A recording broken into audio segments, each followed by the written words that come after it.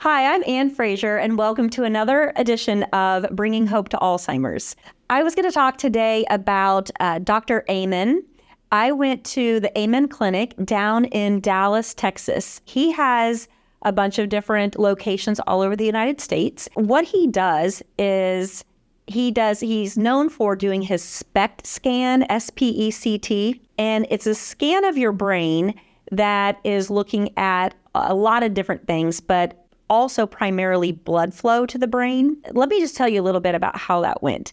So before I even went, I ended up doing, it took me like 4 hours to fill out all of the paperwork and answer all of the questions prior to going. And then my husband had to fill out 4 pages, which a page had like 100 questions on each page. So he filled out a bunch of questions of what he sees in me. And then I went to the clinic down in Dallas, and the first day what they do is they put your brain in what they call a stressed or concentration mode. So I sat in a little room, and they put an IV in my arm, and they put saline in first, pushed a little saline. I'm on a computer screen, and after about 5 minutes of I'll tell you what we were doing, then he puts the contrast or whatever they put in the IV, and then they take it out, and then I'm in there for another like 15 minutes. So what I'm doing that whole time, I'm in this dark room. It's like the size of a closet, kind of, and I have a computer screen in front of me and the keyboard, but I'm just using the space bar. So up on the screen, there is letters coming at different times and different sequences and rapid fire and slower and different paces. And every time I see a letter, it's kind of a speed thing, and you're clicking the space bar as fast as you see a letter come on the screen, except for when it was the letter X.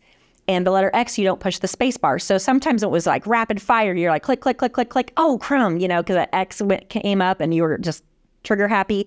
So it just made your brain really think and really concentrate for like 20, 25 minutes straight. And then they immediately take me in and scan my brain. And so then I come back. It has to be at least 24 hours later. So I go back on Monday. And that day, they take you into a room and they just have you relax. You sit in this room without your phone, without your watch, without any devices. And you sit in this dark room and you just sit there and relax for, again, 20, 25 minutes. And about 5 minutes into it, they come in and they give you the contrast or whatever. So then they take you back and they scan your brain again. So then you're in more of a calm, relaxed state. Then I had to go into another room, and it was almost an hour, but I did a lot of concentration, memory, cognition type things, and really, really checking to see where I was with my memory and all kinds of things. And it was really a lot. It was a lot. I mean, they gave me up on the screen, 15, 20, 25 words were coming up. And then later they'd give me a choice of 3 words, and only one of them was on that list. So you had to pick which one it was. And it was more, again, speed thing, how quickly your memory's firing. Anyway, that was really interesting. And so out of all of that, I got tons of images of my brain with a full report. I have visited with the doctor that goes over all my brain scans. I'll visit with them 4 more times and talk to them about just questions I have and the results, because it was a lot. I sat down via Zoom for 2 hours as she went through scan by scan by scan. And overall, so I don't have a scan from 6 years ago when I started this journey, which is really, really a bummer. I do have pictures of scans of brains that were about the level that I was cognitive-wise when I first got diagnosed. So maybe what my brain potentially could have looked like, but we don't know for sure, to where my brain is now. And I was so pleased. Everything that we're doing, this was just a huge weight off of my shoulders, because I felt like we know that things are working. My brain is looking really, really good. There's a couple areas that I still am working on, parts of my brain that are a little bit not shut, I guess shut down is kind of the word to say, but hand-eye coordination is an area of my brain that I need to work on. So whether it's playing pickleball, tennis, ping pong, or if it's just bouncing a ball and catching and doing hand-eye coordination against the wall, against the floor with both hands, both sides, all the things. So I'm working on that.